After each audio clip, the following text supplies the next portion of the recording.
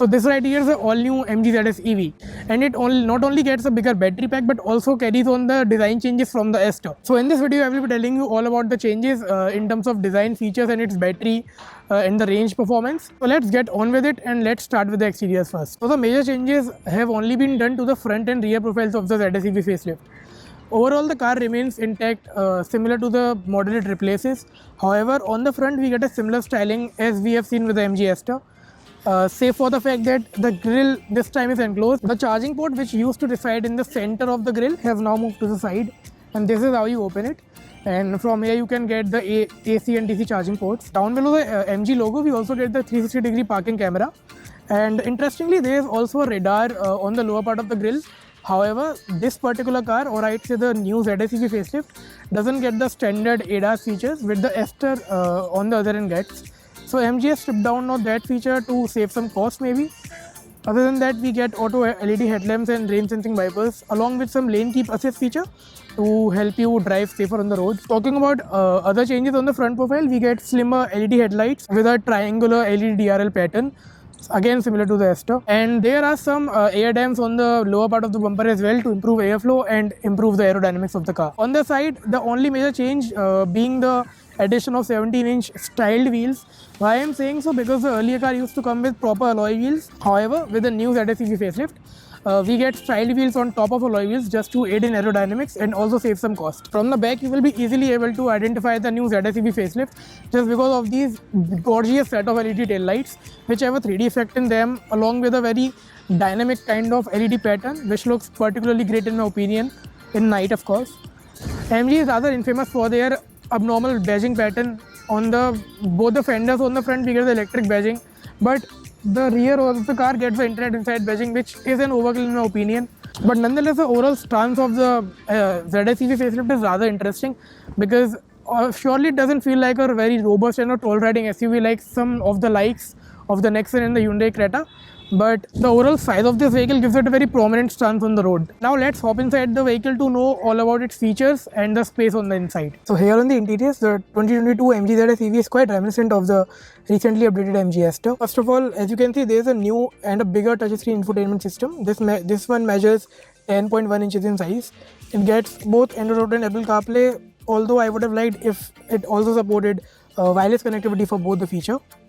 Nonetheless, the overall layout of the touchscreen is quite nice, and you also get inbuilt apps like Geo7, Short PDR and more. Compared to the earlier model of the ZS, we don't used to get the automatic climate control. However, with the new model, we get a slim piece of trim for the automatic climate control, and I am quite impressed with the fact that MG has chosen not to skip on the physical buttons, as you get physical controls for both the volume and for the temperature. On the center console we get the drive selector, in which we get three riding modes, which are reverse, neutral and drive, of course, and then we have three driving modes as well, from eco, sport and normal. Aside the driving mode, we get the curse selector, with which you can increase or decrease the intensity of the regeneration braking. The last control is for the battery, which tells you the specs and the driving range and all the different data that you need to know about the powertrain. Speaking of the overall quality inside the cabin, the quality has been improved significantly. We have a very soft touch material on the center bolster of the dashboard. Atop the dashboard we also get soft inlets along with fake fox stitching, I'd say, and this being the more sportier version than before because of more power, of course. We also get some red stitching all around, and on that note, the ZS EV is also impressive in terms of practicality because there is no conventional lever for the parking brake. We get big practicality spaces all around, even in the center console. As you can see, we get twin cup holders, and I can easily fix a 1 liter bottle inside it, and it's tightly packed in so it won't be moving around a lot. And this comes with a concealed casing, so that's a nice addition as well. Lastly, if you remember, the earlier ZS EV used to come with conventional dials, which were kind of outdated in my opinion. The new one, like the Ester, gets a 7-inch digital instrument cluster, which tells you all the battery specs, the current driving mode and the range. So now let's get to the rear seat to tell you how the space is on the back. When you step inside the rear seat of the MG ZS EV, you encounter the absolute inherent disadvantage of owning an EV. So as you can see, I stand 6 feet tall and the front driver seat is adjusted to my preferred driving position, and I have no underside support to enjoy, and trust me, the floor is quite up there, so I am in a neither position, and I really cannot even spend 1 hour or so in this car. Rear seats are in the ZSEV are only suitable for the ones who are not very tall heighted.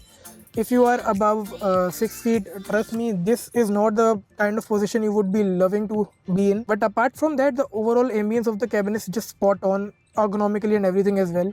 We get rear AC vents along with Type C charging and a USB charger. We get magazine holders. We get a decent amount of headroom despite having a large panoramic sunroof. Some additional features include a rear armrest, of course, and it's quite the German looking cup holders, and these also grip really well. Apart from that, we get a center headrest for the third passenger. That's also a really nice safety addition, and we of course cannot miss the inclusion of a proper 3-pointer seatbelt for the middle passenger as well. All in all, as you can see, the ZSEV is quite spacious inside, but the only problem being the tall ground floor, which really intrudes with the kind of position you like to sit in. The novelty value of driving an EV is that you start up in silence. Just put it in the drive mode and the pace is really silent and really reassuring. Of course, it lacks the thrill and the feel of a internal combustion engine, but the whine from the motor just keeps the emotions intact. Let me start with the battery pack first. This one gets the 50.3 kilowatt hour battery pack, which is bigger than the earlier 44 kilowatt hour one. The range has gone up to 461 kilometers, which is again higher than the 416ish kilometers on the previous model. The power has also gone up to 176 PS. However, the torque delivery, which many of you may not know, the torque delivery has gone from earlier 395 Newton meters of torque from now to 80 Newton meters of torque, and that is fairly evident in the way this car performs. This time around, MG has tweaked the power delivery a bit differently. The earlier car used to wheel spin like a crazy monster, but this one gets off from the line really smoothly, no matter how hard you push the accelerator. Of course, the torque delivery is instantaneous like every other EV, and overtaking this car is such a breeze. You just have to stop on the throttle and you will be shot away. That's the kind of performance this electric vehicle gives. But again, if you continue to drive the ZSEV in this particular manner, you will be juicing out the battery really early. Claimed range, as I told you earlier, is 461 kilometers, and if you drive it sanely, unlike me, you will be easily able to extract around 400 kilometers on a single charge. There are also 3 modes on offer. The first is the eco mode, the second is normal, and the third is a sport. And trust me, the variation between the normal and the sport mode isn't as prominent as compared to, say, the eco and the normal. And throughout all the modes, you never ever feel the deficit of power. You can drive the car in the eco mode throughout the lifespan of this vehicle and you won't even notice there's a deficit in power. Now talking about what matters more, as the EV is supposed to be driven in the city, so the overall visibility around the car is really great. The bonnet gets wedge-shaped creases on both the sides, just to give you an idea of the dimensions of the car. The ORVM visibility is really great, and both the ORVMs get the blind spot monitoring detection. But no car is perfect, and the ZSEV isn't either. There are some grey areas which I would like to point out. First of all, the seating comfort, so the cushioning on the seat is really hard. If you are covering a long distance over a long period of time, trust me, you will feel the pain in your butt. I shouldn't say that, but that's the case with the ZSEV. The good part is that the suspension are really compliant, and over undulations over the rough surfaces, this car deals with them better than the previous car. If you know, the Ester, which shares its platform with this car, gets steering modes, but the ZSEV somehow doesn't get them. And I won't say that I feel the need of them, because the steering is fairly light and decent in maneuverability as well. But the overall response from the steering or the feedback isn't there. But as it is an electric vehicle, and a crossover on top of that, I really don't mind that kind of a steering response from the car, because it is, as you saw just now, I went over a speed bump and it was really compliant. As I was saying earlier, the steering wheel response really could have been better. And another point where I think there is scope of improvement is in terms of braking. The brake pedal feel is kind of a bit soggy and it feels wooden in true sense. but the braking force I'd say the braking power is up there. I don't have any issues on that front. And I think I didn't mention it earlier, but the ZSEV also get curves, which is regenerative braking. We get 3 levels of it, and in the third level, the braking force is really tremendous, and it can catch you off guard sometimes. So, as the brake pedal feel isn't right up there, you won't even feel the need most of the time to even touch the brake lever, because in the third level of regenerative braking, the car is braking so hard that it is eliminating the use of a brake pedal altogether while saving a lot of range as well. Talking of range, I've been driving this car like idiotically, to be honest, since morning, and I am left with 121 kilometers of range. But don't go by my words. I am not a sensible driver in that sense when it comes to an EV. But if you drive it sanely, you can easily extract around 400 kilometers on a single charge, and even the charging for that matter is really quick. However, the charging time has gone lower than compared to the earlier car. The earlier car used to get fully used up in around 50 minutes to 80% from zero, with a fast charger, of course. This one gets around 60 minutes to a 80% charge via a fast charger. If you use the AC charger with this one, you will be getting your car from 0 to 100 in around 9 hours. The earlier car used to do the same in 7.5 to 8 hours. But that's a deficit because of the bigger battery pack this car gets. And there are some nifty touches inside the cabin as well. Say there's a dash cam charger or say a USB port on the IRVM, closer to the IRVM console. So you can put a dash cam in it, put it on charge and every time. So you don't have to take a wire through there and till that point and it obstructs your vision and the driving feel as well.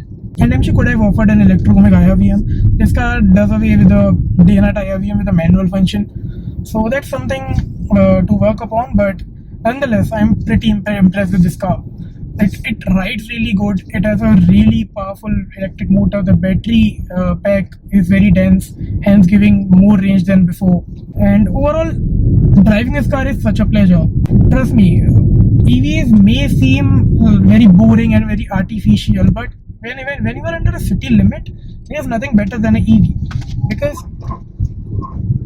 do you see that wheel spin right there? Because that's because of the instant torque delivery. A IC engine car in this price bracket can never attain that, just because the engine have to build power to that point that it delivers that power to the wheels, and the wheels will then have to lose the traction. But in this car, as the torque delivery is instantaneous, there's not much time till the point you start to hear that wheel screeching. So well, if I try to sum it up, the MG ZSEV is undoubtedly the best electric vehicle you can buy in the Indian market under the mark of 30 lakh. It looks good, and the battery pack is the largest in its segment as well, with a claimed range of 461 kilometers. Hence, you can easily extract around 350 kilometers on a single charge. In addition to that, the performance from this electric motor, even in the eco mode, can put some mid-tier sports car into shame.